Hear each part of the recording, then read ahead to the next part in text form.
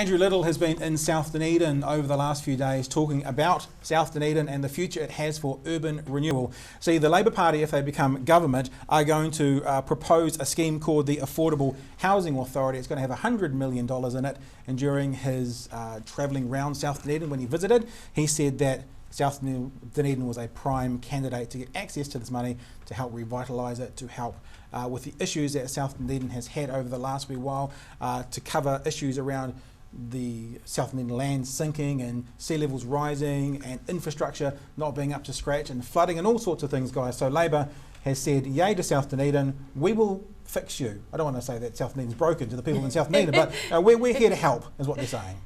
There's actually, there's been an interesting resource consent hearing in the last week that I have been covering, where someone's building or wants to build a house right in the middle of the worst hit flood area, and they basically said, this is possible as long as you lift the base of the house up by about, I think it's about 300 mil or something like that. So it's above the flood level, and you put a proper concrete reinforced bit underneath the house, so that if anything happens and it sort of tips or something, you can right it. So there are ways of getting around the issues that, there are building ways of getting around the problems that you have down there. So it's not quite as everything is terrible as it seems. And if you also do the other things to sort of upgrade the underground infrastructure and even build walls to keep the sea out, that area possibly does have a future. But that's something that's being worked through at the moment. It'll be really interesting to see what comes out of that.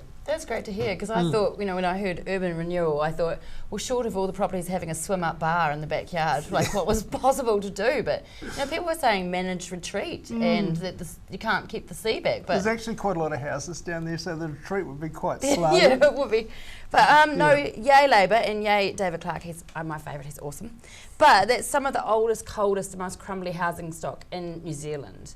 So whether the water comes in or not, something has to be done to fix it and make it better living for the people that live there. We've talked about this over the last few weeks here on ODT TV. There seems to be two kind of conversations going on at the moment. One is, South Dunedin, I was going to say Labour's not going to be here in a few years.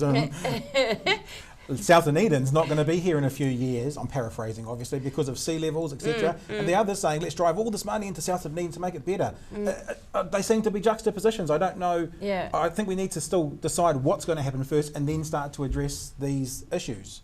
I think that's probably a good idea before you spend masses of money on it, just to see what the future is. Yeah, I'd agree with that. But you were saying, yay, Labour, good on you. Mr Little has also said that this could be a 9 to 12 year process. He's talking about the renewal of South Dunedin. Here's a quote from him. He says this: "It's not going to happen overnight. We will have a 3-year ramp-up period." Ironically, that's a good period for get re-elected. "We would want to be showing good progress after 2 terms of government and completing the process after 3 to 4 terms. So he's saying to the people of South Dunedin, if you want us to do this, you need to elect us 4 times. 3 to 4 terms? Yeah. So that's not a bad process. Maybe if they do that in every other electorate around the country, they might have a show in about 14 months. Otherwise, probably not. And meanwhile, hurry up and wait